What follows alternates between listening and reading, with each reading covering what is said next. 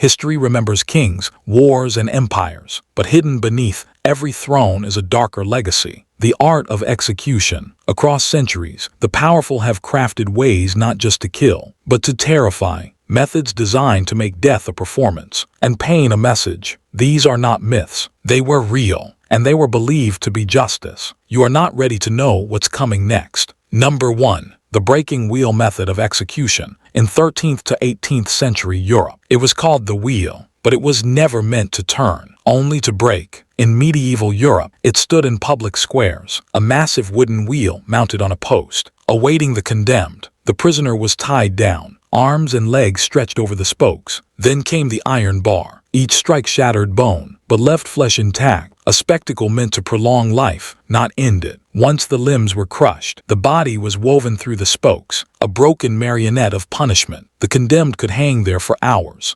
days. Birds would come first, then silence. It was not execution, it was dissection by faith, because the church decreed, the soul must suffer before it departs. The second method was the Lingchi, death by 1,000 cuts in imperial China, until 1905. In China, it was called Lingchi, the slow slicing, for crimes of treason or parricide. The condemned was tied to a wooden frame. The executioner carried a knife, small, sharp, deliberate. Each cut was made with precision. First the flesh of the chest, then the arms, then the legs. Hundreds of slices, each one meant to remind the victim of their body's betrayal. To die before the final cut was considered mercy. To endure until the end was seen as repentance. French soldiers who witnessed it in the 19th century called it the most terrifying death imaginable. In 1905, the practice was finally outlawed, but its memory still lingers, a ritual so cruel that even time hesitated to forget. If you think this is brutal, wait for the next one. The Scaphism, which means the boats in ancient Persia. The Persians had a punishment reserved for traitors, so horrifying it was said to make even death beg for itself. It was called Scaphism, or simply the boats. The condemned was placed between two hollowed logs, body trapped inside, only the head, hands, and feet exposed. They were force-fed milk and honey until vomiting began. Then the body was coated with the same mixture. The victim was left to float on a stagnant pond. At first it drew flies, then maggots, then decay. Plutarch writes of a Persian soldier named Mithridates, who endured 17 days before his body was finally still. The execution was not about death. It was about the slow erasure of humanity, a life turned into living carrion. You are not ready for the next one. The saw in medieval Europe and the Middle East. There is no mercy in a tool meant for wood, when turned toward flesh. In this method,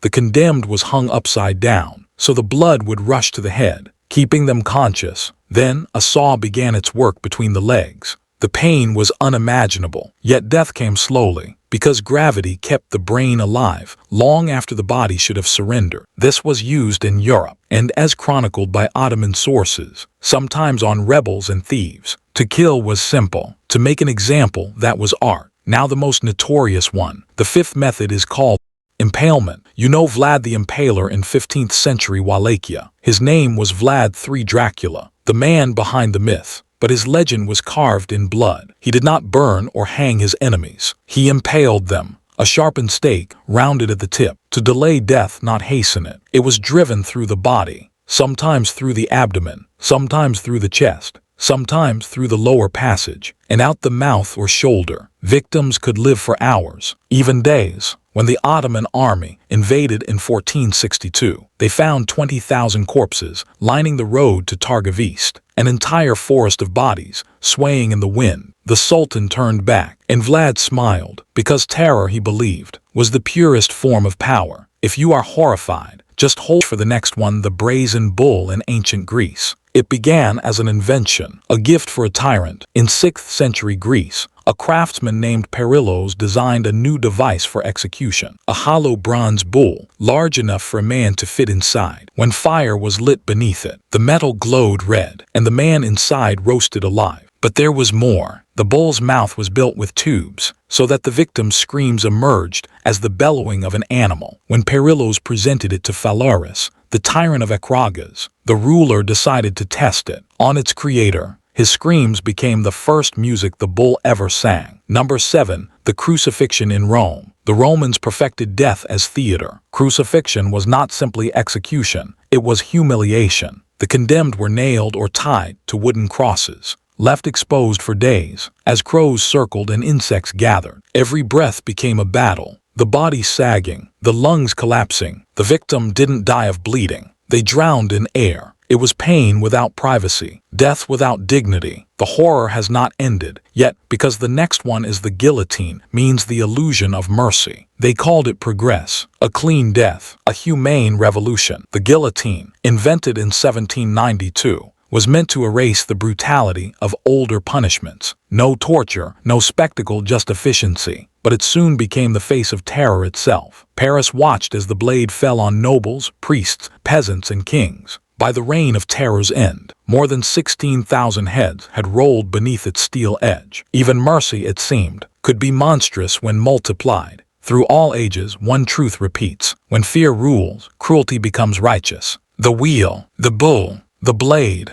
all different yet all the same. Each civilization believed its punishments were just. Each believed the pain of one could preserve the order of many. But history does not remember the law. It remembers the screams and the silence that followed. Civilization was not built by light alone. It was shaped in shadow by those who believed pain could purify. And perhaps that belief was the darkest cruelty of all.